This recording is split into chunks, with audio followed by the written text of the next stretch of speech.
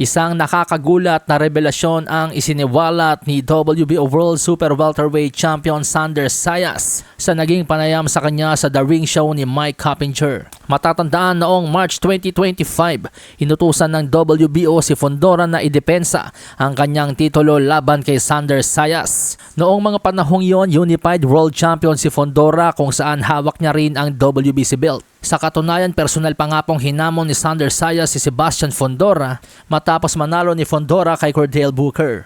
Pero nag-collapse ang negosasyon sa magkabilang kampo at isa sa mga itinuturing dahilan ni Sayas kaya't hindi natuloy ang kanilang bakbakan ay dahil maraming palusot at excuses itong si Fundora, kabilang na ang paghingi ng rehydration clause sa laban. Ayon kay Sayas, humiling si Fundora ng rehydration limit. Tinanggihan ito ng kampo ni Sayas dahil hindi naman daw IBF title fight ang kanilang bakbakan.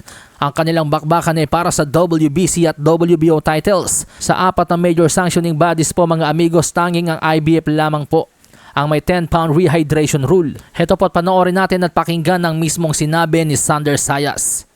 I don't know. I don't know what went out there. I mean, he wanted to fight, then he didn't want to fight, then he sent a rehydration clause. So I feel like it was a lot of excuses for a guy that again is 6'5", is the biggest guy in the division. Wait a second. I need to hear more about this, Xander. You're saying that Fundora, who's 6'5.5", he wanted a rehydration clause against you?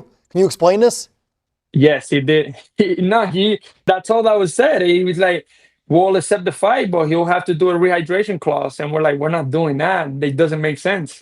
Samantala sa iba pang balita, nagbigay ng opinyon si former world title challenger Anthony Yarde kung sino nga ba ang mas malakas sumuntok kina David Benavidez at Artur Beterbiev. Noong 2023, tinalo ni Artur Beterbiev si Yarde via 8-round TKO.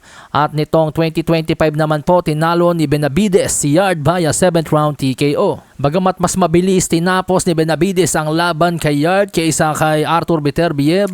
Pero ani Yarde sa panayam sa kanya ng Boxing King Media, alam kong parang kabaliwan kung papakinggan pero sa laban ko kay Benavidez, maliban sa pagsuntok niya sa akin noong bagsak na ako, hindi niya talaga ako nasaktan.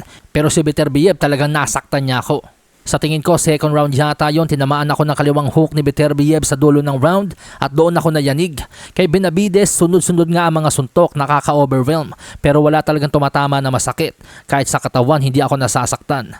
Kaya naman para kay Anthony Yarde, mas malakas sumuntok si Artur Beterbiev kaysa kay David Benavidez.